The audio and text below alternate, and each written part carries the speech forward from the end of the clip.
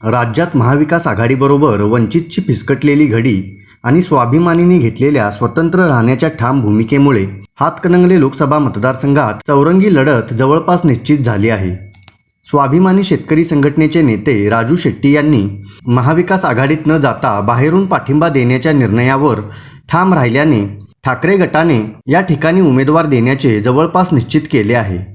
2च दिवसात माजी आमदारांपैकी एका उमेदवाराच्या नावावर शिक्कामोर्तब होण्याची शक्यता आहे. तर दुसरीकडून वंचित बहुजन आघाडीने देखील उमेदवार जाहीर केल्याने या मतदारसंघात मतविभाजनाचा फटका पुन्हा एकदा राजू शेट्टी यांना बसण्याची शक्यता आहे.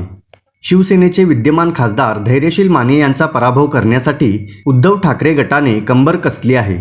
त्यातच स्वाभिमानीला सोबत घेऊन माने यांना पराभवाचा धक्का देण्याचे प्रयत्न ठाकरे गटाचे आहेत.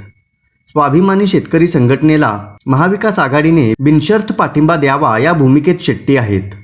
तर उद्धव ठाकरे यांनी शेट्टी यांच्यासमोर मशाल चिन्हावर निवडणूक लढवावी असा प्रस्ताव ठेवला आहे.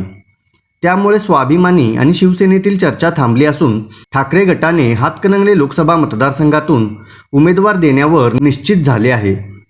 ठाकरे गटाकडून माजी आमदार सत्यजित पाटील सरोडकर आणि माजी आमदार सुजित मिंचेकर यांच्या नावाची चाचपणी झाली असून 2 दिवसात एकाच्या नावावर घोषणा होण्याची शक्यता आहे. शाहूवाडी येथे माजी आमदार सत्यजित पाटील सरोडकर यांच्या प्रमुख कार्यकर्त्यांची बैठक झाली. या बैठकीत यास दुजोरा मिळाला आहे. हातकणंगले मतदारसंघात शिवसेनेच्या 3 माजी आमदारांचे बळ ठाकरे गटाच्या उमेदवारामागे राहणार आहे. शिवाय शिराळा आणि इस्लामपूर विधानसभा मतदारसंघात राष्ट्रवादीचे नेते जयंत पाटील यांची भूमिका काय असणार हे देखील महत्त्वाचं असणार आहे. मागील लोकसभा निवडणुकीत वंचित बहुजन आघाडीने 1,23,000 मते घेऊन आपला प्रभाव या मतदारसंघात दाखवला आहे. यंदाच्या लोकसभा निवडणुकीत वंचितकडून जैन समाजाचे DC पाटील हे हातकणंगलेच्या रिंगणात असणार आहेत.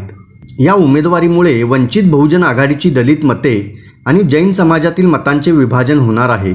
त्याचा थेट फटका स्वाभिमानी शेतकरी संघटनेचे नेते राजू शेट्टी यांना बसणार आहे.